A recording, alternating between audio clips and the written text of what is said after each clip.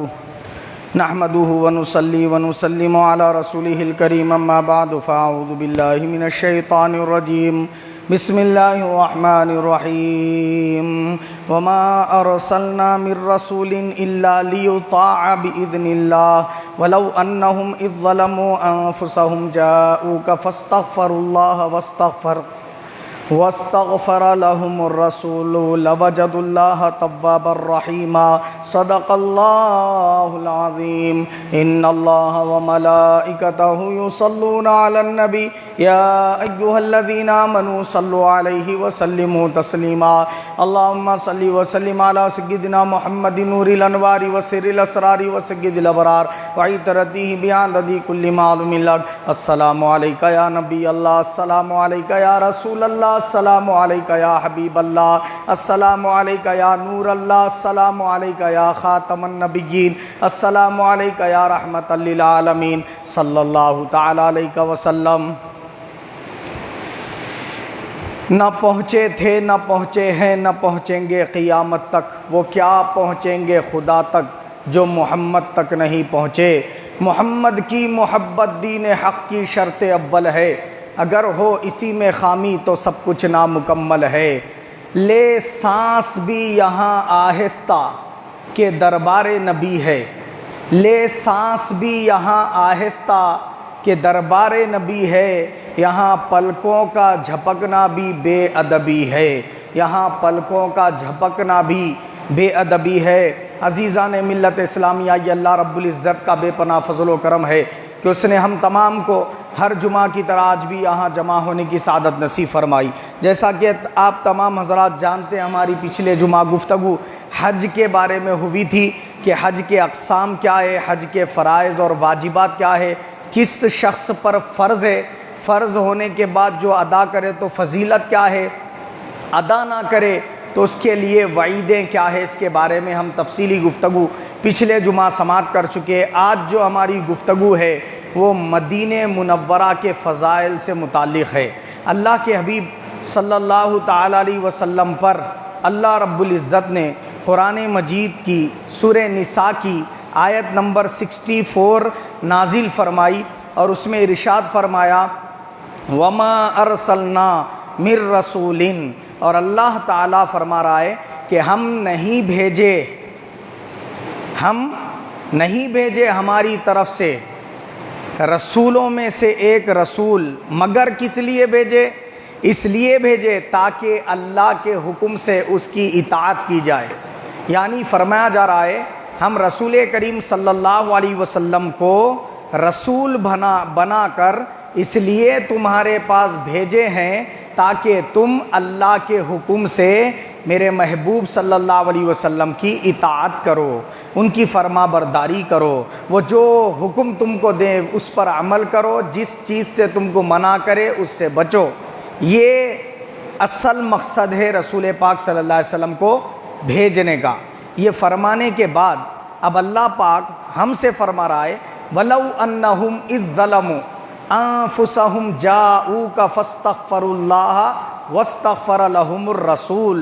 فرمایا اگر اے ایمان والو، اگر تم اپنی جانوں پر ظلم کر بیٹھو تو آؤ میرے محبوب صلی اللہ علیہ وسلم کے پاس، وہاں آ کر بولو اے اللہ میں بڑا گنہگار ہوں، مجھے معاف کر دے، میں خطا کار ہوں، مجھے معاف کر دو۔ استغفار کرو اللہ کے نبی کی بارگاہ میں آ کر اللہ سے۔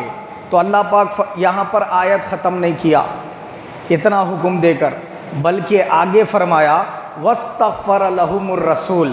اب میں یہ دیکھوں گا کہ میرے محبوب تیرے بارے میں کیا بول رہے، ان کی خواہش، ان کی آرزو، ان کی تمنا، ان کی جو ہے نا کیا ہے منشا کیا ہے، یہ میں دیکھوں گا۔ جب میرے حبیب کہیں گے، کیا کہیں گے؟ وَاسْتَغْفَرَ لَهُمُ الرَّسُولُ، وہ آنے والے بندے کے لیے کہیں گے مولا گنہگار میرا یہ امتی ہے، معاف کر دے، تو پھر کیا ہوں گا؟ لَوَجَدُ اللَّهَ تَوَّابًا رَحِيمًا، ضرور میں اس بندے کی توبہ قبول کروں گا، ضرور وہ بندے کو میری رحمت سے نوازوں گا۔ یہ جو ہے نا کیا ہے اس آیت کریمہ کا ترجمہ ہے۔ اب یہ آیت کریمہ نازل کب ہوئی؟ رسول پاک صلی اللہ علیہ وسلم کی ظاہری حیات میں۔ ایسا تو نہیں ہے کہ رسول پاک صلی اللہ علیہ وسلم کے دنیا سے رخصت ہونے کے بعد قبر اطہر میں نازل ہوئی، ایسا تو نہیں ہے، حضور کی ظاہری حیات میں نازل ہوئی۔ تو معترض جو اعتراض کرنے والے ہیں، جب ہم مدینے کی فضیلت بیان کرنے کے لیے اس آیت کو کوٹ کر کے بیان کرتے ہیں تو کہنے والے اعتراض اٹھا کر یہ کہتے ہیں کہ بھئی اس میں تو رسول پاک کی ظاہری حیات کی بات ہو رہی ہے کہ رسول پاک صلی اللہ علیہ وسلم ظاہری حیات میں تھے، تب صحابہ اکرام کو فرمایا جا رہا ہے تم میں سے کسی سے کوئی لغزش ہو جائے، گناہ ہو جائے، خطا ہو جائے تو میرے حبیب کے پاس آ کر اللہ سے معافی مانگو، میرے حبیب تمہارے لیے استغفار کرے تو میں بخش دیتا ہوں۔ یہ بات تو جب کی ہو رہی، اب ہمارے لیے اس آیت میں کچھ نہیں ہے، یہ آیت منسوخ ہے، نہیں، یہ آیت شریفہ منسوخ نہیں ہے۔ اگر منسوخ ہوتی تو صحابہ اکرام نے اس پر عمل کیسے کیا؟ ظاہری حیات پاک میں تو گناہ ہوتے تو حضور کے پاس آ کر حضور کے سامنے اللہ سے معافی مانگتے اور حضور سے اپنے لیے استغفار کرواتے کہ یا رسول اللہ میرے لیے مغفرت کی دعا کر دیں، میرے لیے کیا کریں آپ، بخشش کی دعا کر دیں۔ یہ تو تھا زندگی میں ظاہری حیات طیبہ میں حضور کے روبرو آ کر پیش کرنا، اپنا جو ہے نا کیا خطا کو پیش کرنا، اس طریقے سے تھا۔ لیکن جب سرکار پردہ فرما گئے تو فرمایا، حضرت حافظ ابن کثیر رحمۃ اللہ علیہ، حافظ ابن کثیر یہ کون ہے؟ علامہ ابن تیمیہ کے شاگرد ہیں، اور ان کی لکھی ہوئی جو تفسیر ہے نا، اس تفسیر کو پورے اہل حدیث والے معتبر مانتے۔ کیا نام ہے وہ تفسیر کا؟ تفسیر ابن کثیر، حافظ ابن کثیر کی تفسیر ابن کثیر، یہ آپ کو ہر بک اسٹور پہ مل جائے گی، وہ اٹھائیں اور اس میں یہ آیت شریفہ کے تحت تفسیر پڑھیں تو وہاں انہوں نے ایک حدیث پاک کوٹ کی۔ وہ حدیث پاک کیا ہے؟ انہوں نے لکھا کہ رسول پاک کے پردہ فرمانے کے بعد ایک دیہاتی صحابی حضور کے مزار اقدس کے پاس آیا اور آ کر زار و خطار رویا، اور روتے ہوئے اس نے اللہ کے رسول سے عرض کیا کہ یا رسول اللہ، اللہ تعالیٰ نے قرآن مجید میں یہ آیت شریفہ میں حکم دیا ہے جب گناہ کر بیٹھو تو وہ آپ کے پاس آئیں، میں آپ کے پاس آ گیا یا رسول اللہ، اور میں اللہ سے معافی مانگ رہا ہوں، یا رسول اللہ اب مجھے آپ خبر دیجئے میری توبہ قبول ہوئی یا نہیں ہوئی، اب مجھے یہ بتائیے۔ سرکار کی ظاہری حیات طیبہ میں تو صحابہ اکرام آ کر حضور سے معافی اپنے لیے منگواتے تھے کہ اللہ سے آپ میرے حضور اللہ کے حضور آپ میرے لیے مغفرت طلب کریں، اور خود بھی اللہ سے معافی مانگتے تھے، یہ زندگی میں تھا۔ مگر سرکار دنیا سے پردہ فرما گئے تو قبر اطہر کے پاس آ کر یہی آیت سنائی اس صحابی نے اور عرض کیا یا رسول اللہ صلی اللہ علیہ وسلم مجھے خبر دیجئے، میں اللہ کے حکم پہ عمل کرتے ہوئے یہاں آیا، اللہ سے معافی مانگ لیا ہوں، اب میری توبہ قبول ہوئی کہ نہیں ہوئی۔ وہ روئے روئے زار و خطار جو ہے اور اللہ تعالیٰ سے گڑ گڑا کر معافی مانگے اور سرکار سے عرض کرتے رہے، کوئی جواب نہیں آیا تو وہ جانے لگے۔ حضرت مولا علی شیر خدا مسجد نبوی میں لیٹے ہوئے تھے، ان کو رسول پاک صلی اللہ علیہ وسلم کی خواب میں زیارت ہوئی، اور رسول پاک نے فرمایا علی اسے فوراً جا کر خبر دے دو کہ اللہ نے اس کی مغفرت کر دی۔ اور حافظ ابن کثیر حدیث پاک نوٹ کرتے ہیں، کوٹ کرتے ہیں اس آیت کے تحت، اس حدیث کے الفاظ کیا ہے؟ اس نے کہا یا رسول اللہ خبر دیجئے میری توبہ قبول ہوئی کہ نہیں، تو رسول پاک کے مزار اقدس سے آواز آئی اللہ نے تیری توبہ قبول کر لی اور تیرے لیے مجھ پر شفاعت کرنا واجب میں نے کر لیا ہے۔ یہ آقا علیہ السلام کے قبر اطہر سے آواز آئی۔ تو اب اس سے کیا بات پتہ چلی؟ آیت اگر منسوخ تھی تو وہ صحابی رسول آ کر بعد وصال کے عرض کر رہے ہیں، تو معلوم یہ ہوا اس آیت میں صرف صحابہ کے لیے حکم نہیں ہے، پوری امت محمدیہ کے لیے حکم ہے۔ اگر صرف صحابہ کے لیے حکم ہے، اگر ایسا مان لے تو یہ ایک آیت کیا سارا کا سارا قرآنی صحابہ کے دور میں نازل ہوا نا۔ رسول پاک صلی اللہ علیہ وسلم کی ظاہری حیات طیبہ میں نازل ہوا، تو اس وقت رسول پاک صلی اللہ علیہ وسلم پر جب قرآن مجید کی آیتیں اترتی تو پھر کچھ نہ کچھ اس کا شان نزول ہوتا تھا۔ تو پھر وہ آیت اس دور کے لیے تھی، ہمارے لیے بچتائی کا پھر قرآن مجید کو خالی جوزدان کی زینت بنا کے رکھ دینا، یا ہمارے لیے اس پر عمل کرنا لازم ہے؟ تو پتہ یہ چلا جس طرح قرآن مجید سارا کا سارا رسول پاک کی ظاہری حیات طیبہ میں اترا، مگر اس کے بہت سارے آیات شریفہ پر ہمارے لیے قیامت تک آنے والی امت کے لیے عمل کرنا لازم ہے، اسی طرح اس آیت شریفہ پر بھی ساری امت محمدیہ کے لیے عمل کرنا لازم ہے۔ اب سوال یہ پیدا ہوا کہ اللہ تعالیٰ نے جب ڈائریکٹ اللہ کے حضور معافی مانگنے والوں کی بات آئی، جب مسجد میں آ کر توبہ کرنے والوں کی بات آئی، جب راتوں کو اٹھ کر تہجد میں دعا کرنے والوں کی بات آئی، جب پانچوں وقت کی نماز میں سجدوں میں اللہ سے مغفرت طلب کرنے والوں کی بات آئی، جب کعبۃ اللہ کا طواف کرتے ہوئے اللہ سے مغفرت طلب کرنے والوں کی بات آئی، جب سعی کرتے ہوئے اللہ سے مغفرت طلب کرنے والوں کی بات آئی، جب حجاج اکرام 9 ذی الحجہ کو عرفات کے میدان میں جا کر اللہ سے مغفرت طلب کرتے ہیں، جب وہ بات آئی تو اللہ پاک نے وہ بندوں کے لیے کیا فرمایا؟ ان اللہ غفور الرحیم، بے شک اللہ بخشش فرمانے والا، رحم کرنے والا ہے۔ یہ نہیں فرمایا ضرور ضرور بخش دیتا ہوں، ضرور ضرور توبہ قبول کرتا ہوں۔ الفاظ پر غور کریں، اللہ نے فرمایا ان اللہ یغفر الذنوب جمیعا، بے شک اللہ سارے گناہوں کا معاف کرنے والا ہے۔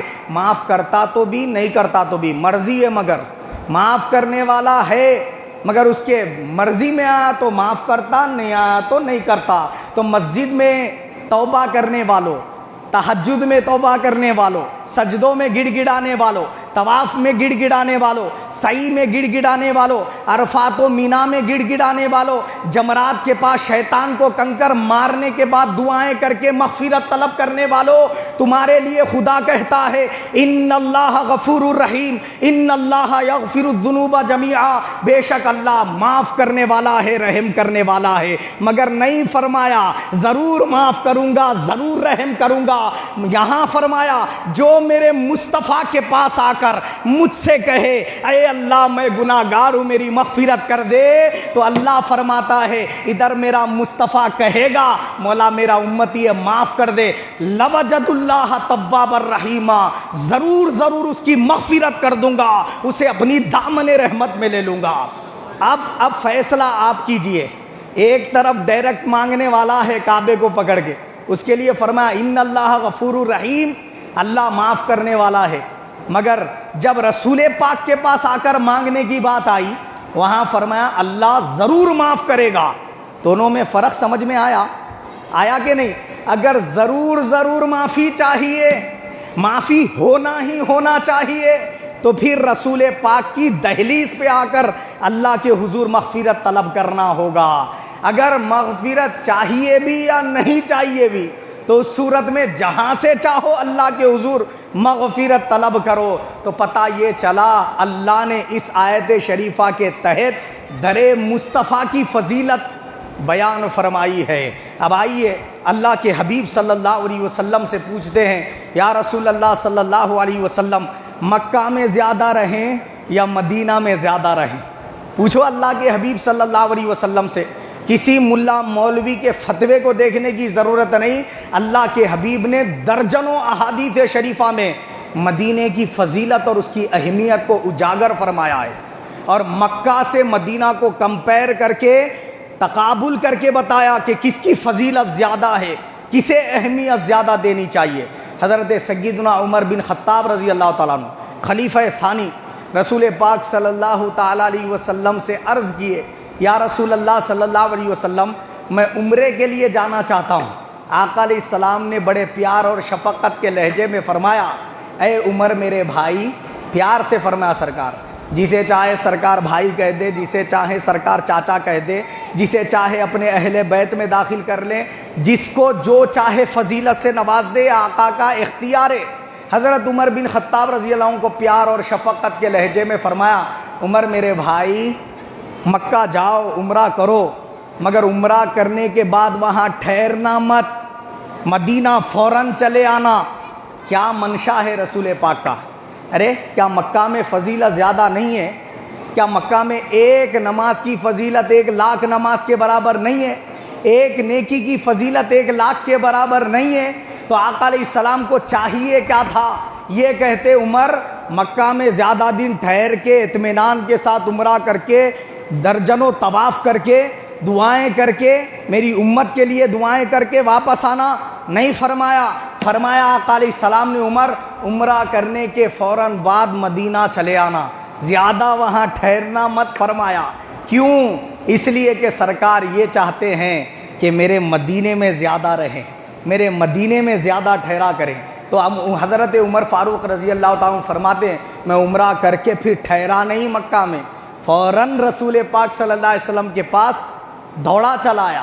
حضرت سیدنا عبداللہ ابن عمر رضی اللہ عنہ، حضرت عمر فاروق رضی اللہ عنہ کے فرزند ہیں، ان کے بارے میں صحابہ اکرام نے فرمایا ہم نے 100 مرتبہ دیکھا۔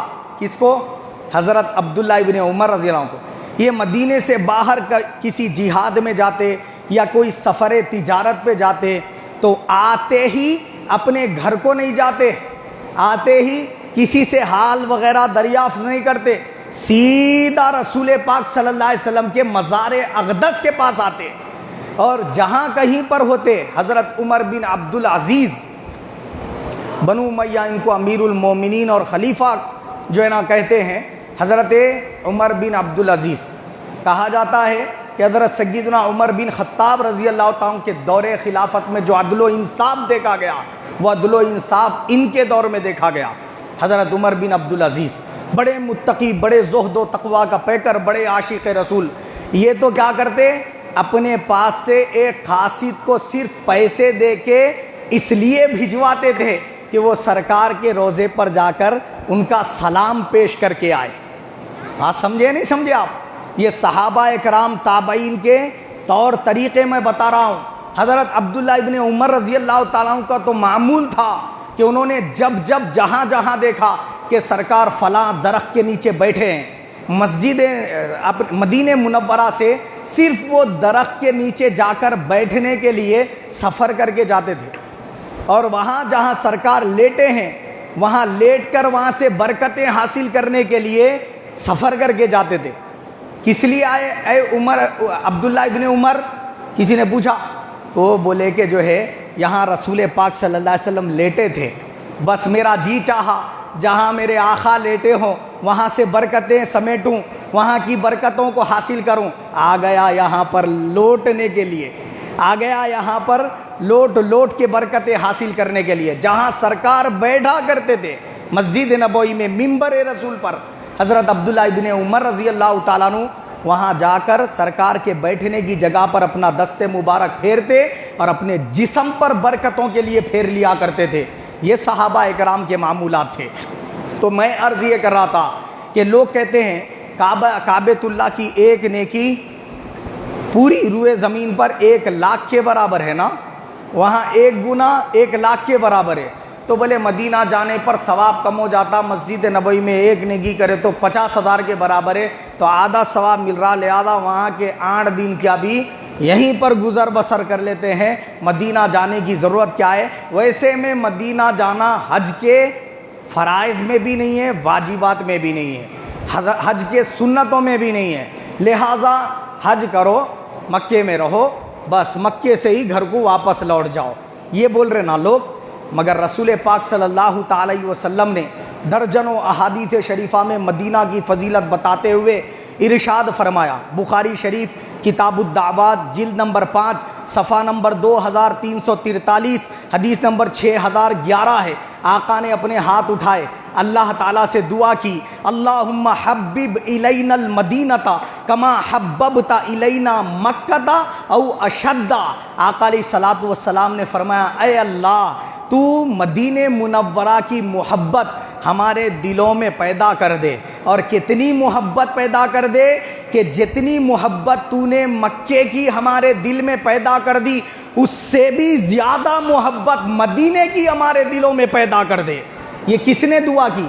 کسی ملا مفتی نے دعا نہیں کی، کسی صحابی کی دعا پیش نہیں کر رہا ہوں، کسی جو ہے نا کیا ہے تابعی کی دعا پیش نہیں کر رہا ہوں، یہ اللہ کے رسول نے مدینے میں دعا مانگی ہے۔ اب بتاؤ سرکار کی دعا کو اللہ نے رد کر دیا کیا؟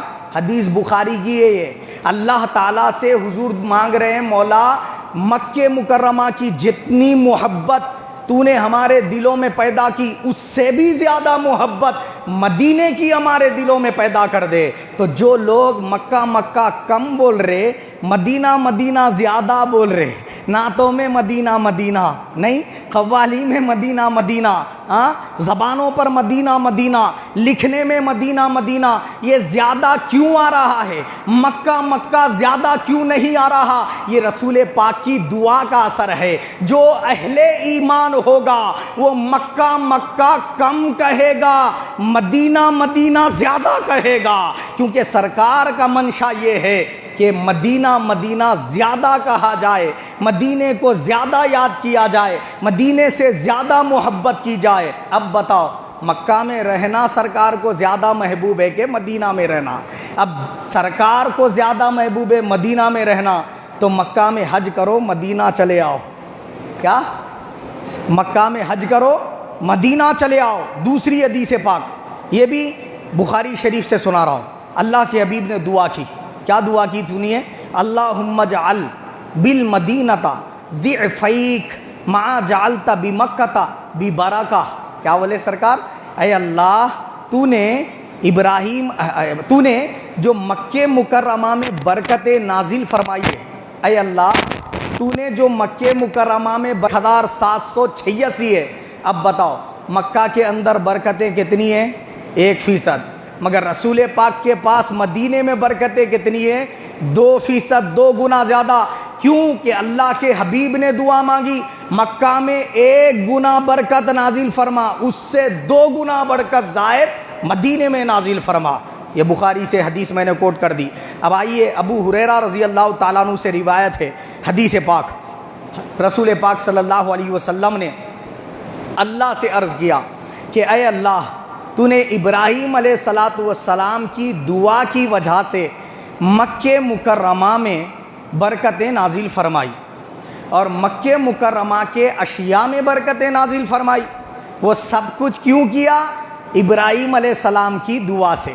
تو اے اللہ میں دعا کر رہا ہوں، تیرا حبیب، وہ تیرے خلیل تھے نا، اب تیرا حبیب دعا کر رہا ہے، اے اللہ جتنی برکتیں تو نے مکہ مکرمہ کو ابراہیم علیہ السلام کی دعا سے دی، اس سے 2 گنا زیادہ برکتیں مدینہ منورہ کی ہر شے کو تیرے حبیب کی دعا کی وجہ سے عطا کر دے۔ یہ جو حدیث سنائی مسلم شریف میں ابو ہریرہ رضی اللہ عنہ اس کے راوی ہے، کتاب الحج مسلم شریف جلد 2 صفحہ نمبر 1000 حدیث نمبر 137 ہے۔ اب آئیے اور ایک حدیث پاک سن لیں۔ اللہ کے حبیب صلی اللہ علیہ وسلم نے ارشاد فرمایا، کیا ارشاد فرمایا؟ اب مدینہ منورہ کے لیے 2 گنا برکت دے بولے تھے، مدینے کی ہر شے میں برکت دے بولے تھے۔ اب اس میں حضور صلی اللہ علیہ وسلم نام گنوارے کن کن چیزوں میں برکت دے۔ آقا علیہ السلام نے فرمایا اللہ تعالیٰ کے حضور، اے اللہ مکہ مکرمہ میں جتنی تو نے برکتیں نازل فرمائی اس کی 2 گنا زیادہ برکتیں مدینے کے تمام چیزوں میں نازل کر دے۔ یہاں کے جتنے ناپ ہے ماپ ہے ان میں بھی برکتیں دے، جتنے تول ہیں ترازو کے ان میں بھی برکتیں دے، جتنے یہاں پر درخت ہیں کھجور ہیں ان میں بھی برکتیں دے، جتنے کھانے پینے کی اشیاء ہیں ان میں بھی برکتیں دے، جتنے یہاں رہنے کے مکانات ہیں ان میں بھی برکتیں دے، یہاں کی خاک میں برکتیں دے، ہوا میں برکتیں دے، فضا میں برکتیں دے۔ مکہ میں جتنی برکتیں دی اس کی 2 گنا زیادہ برکتیں مدینے میں دے۔ یہ اللہ کے حبیب نے دعا کی۔ یہ صحیح ابن حبان کی حدیث پاک ہے، جلد نمبر 8 صفحہ نمبر 79 حدیث نمبر 3204 ہے۔ اور یہ جتنی حدیثیں سنائی نا میں نے، یہ ساری کی ساری حدیثیں صحیح آئے، صحیح حدیث پاک سنائی، ایک بھی حدیث پاک ضعیف نہیں ہے۔ اب جن احادیث کو اکثر و بیشتر علماء کرام نے ضعیف قرار دیا، ان میں بعض احادیث شریفہ میں آقا علیہ السلام نے فضیلت بیان فرمائی اس طرح کہ جو میرے وصال کے بعد میری قبر کی زیارت کرے، من زارا قبری زارنی فرمایا سرکار نے. یہ طبرانی معجم الکبیر میں بھی ہے, معجم الاوسط میں بھی حدیث پاک. کیا فرمایا سرکار نے کہ جس نے میرے قبر کی زیارت کی اس نے گویا میرے زندگی میں مجھ سے ملاقات کر لی. فرمایا یعنی بتایا یہ جا رہا ہے حضور کے قبر اطہر کی زیارت کرنا اس طرح ثواب رکھتا ہے جس طرح سرکار کی ظاہری زندگی میں حضور سے ملاقات کرنے پر آپ کو جو اجر و ثواب ملے گا وہ ثواب آپ کو سرکار کی قبر کی زیارت کرنے پر ملے گا. حضرت امام مالک رحمۃ اللہ علیہ نے فتویٰ دیا. آپ نے فتویٰ دیا جو زائر مدینے میں آئے وہ اس نیت سے نہ آئے کہ میں مسجد نبوی کے فضائل اور برکات حاصل کروں گا, مسجد نبوی میں نماز پڑھ کے ایک نماز کا ثواب 50,000 کے برابر پاؤں گا. وہ یہ نیت اور یہ ارادے سے نہ آئے. بول رہے کون؟ امام مالک رحمۃ اللہ علیہ, جو 4 اماموں میں سے ایک امام ہے. آپ فرماتے ہیں وہ اس نیت کے ساتھ مدینے کو آئے کہ میں سرکار سے ملاقات کے لیے آ رہا ہوں. ان سے پوچھا گیا کہ آپ یہ کس بنیاد پر کہہ رہے ہیں؟ تو انہوں نے بہت ساری احادیث شریفہ دلیل کے طور پر پیش کی.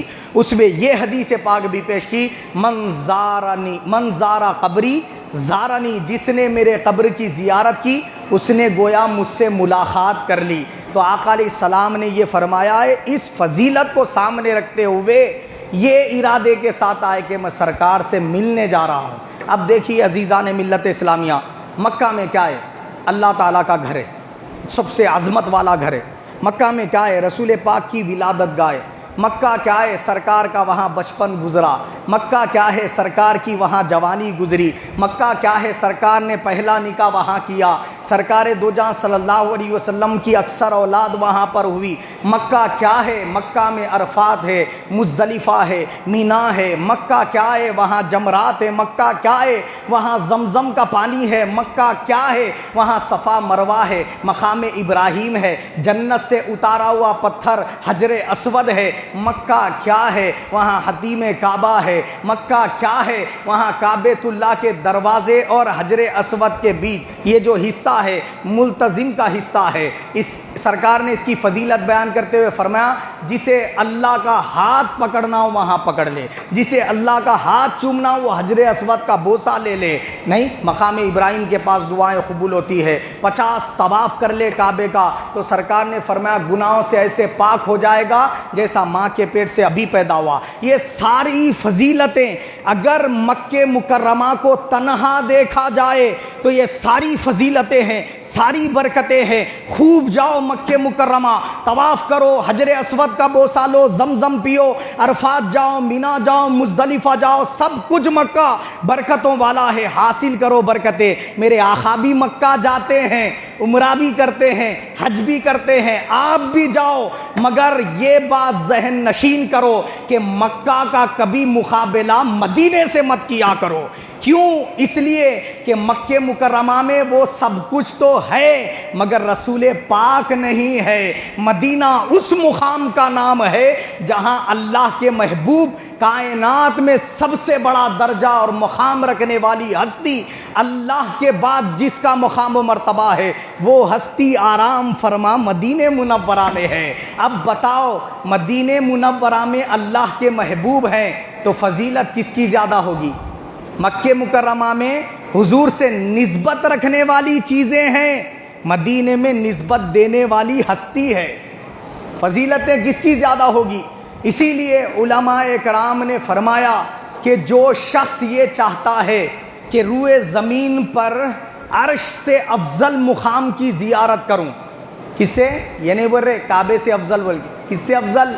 عرش الہی سے افضل مقام کی زیارت کروں, کسی کی یہ آرزو ہے تو وہ مدینہ منورہ چلا آئے. اور مکے میں اللہ نے حاجیوں سے فرمایا تجھے جنت دوں گا, بخشش دوں گا, مگر وہ بخشش کمپلیٹلی کیا ہے مستحکم ہو جاتی ہے, مضبوط ہو جاتی ہے, حاصل ہو جاتی ہے مدینہ منورہ آنے پر. وہاں پر کیا ہوتا ہے؟ حج ہوتا ہے, مگر حج قبول ہو گیا بول کے سرٹیفکیٹ مدینے میں ملتا ہے نہیں. وہاں پر مکہ مکرمہ میں آپ سے وعدہ کیا جاتا ہے جنت عطا کی جائے گی, مگر مدینہ منورہ میں سرکار نے فرمایا میرے قبر سے میرے منبر کے بیچ کا حصہ ریاض الجنہ ہے، جنت کی زمین ہے۔ تو رسول پاک صلی اللہ علیہ وسلم نے جنت کی زمین مدینے میں فٹ کروا لی ہے۔ کیا؟ اب جس کی خواہش ہے جنت میں سانس لینے کی، وہ مدینہ منورہ میں ریاض الجنہ میں چلا جائے۔ جس کی خواہش ہے کہ میں جنت میں نماز ادا کروں، وہ ریاض الجنہ میں جا کر ادا کر لے۔ اب آپ فیصلہ کریں کہ مقام اور تقابل کرنے کے بعد مکہ کی فضیلت زیادہ ہے کہ مسجد نبوی کی فضیلت زیادہ ہے؟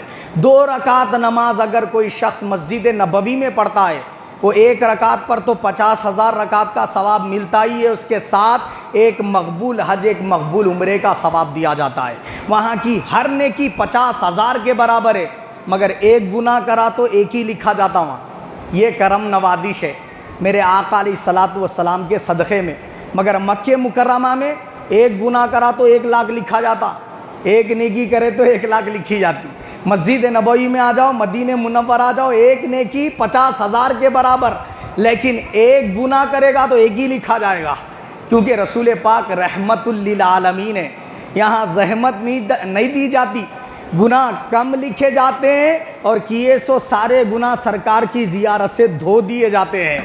یہ سب کرم اگر چاہیے تو حج کرو، رسول پاک کی زیارت کرو، عمرہ کرو، رسول پاک صلی اللہ علیہ وسلم کی زیارت کرو۔ آقا علیہ السلام نے فرمایا کہ جو شخص حج کرے اور میرے قبر کی زیارت کے لیے نہ آئے، اس نے مجھ پر ظلم کیا ہے، بولے سرکار، وہ میری شفاعت سے محروم ہو جائے گا۔ ایک حدیث پاک میں اس طرح آقا علیہ الصلوۃ والسلام نے فرمایا، اور جس نے میرے قبر کی زیارت کی اس کے لیے میری شفاعت واجب ہے، فرمایا سرکار نے، اور جس نے میری مسجد نبوی میں 40 نمازیں با جماعت ادا کر لی تو آقا علیہ السلام نے فرمایا اس کے لیے بھی میری شفاعت واجب ہے، اس کے لیے بھی میری شفاعت واجب ہے۔ یہ ساری برکتیں آپ کو مدینے میں ملے گی۔ اللہ تعالیٰ سے دعا ہے کہ اللہ پاک مجھے اور آپ سب کو بار بار عمرہ کرنے اور روضہ رسول کی زیارت کی سعادت حاصل کرنے کی توفیق عطا فرمائے، اور ہم سب کا خاتمہ بالخیر فرمائے۔ آمین ثم آمین۔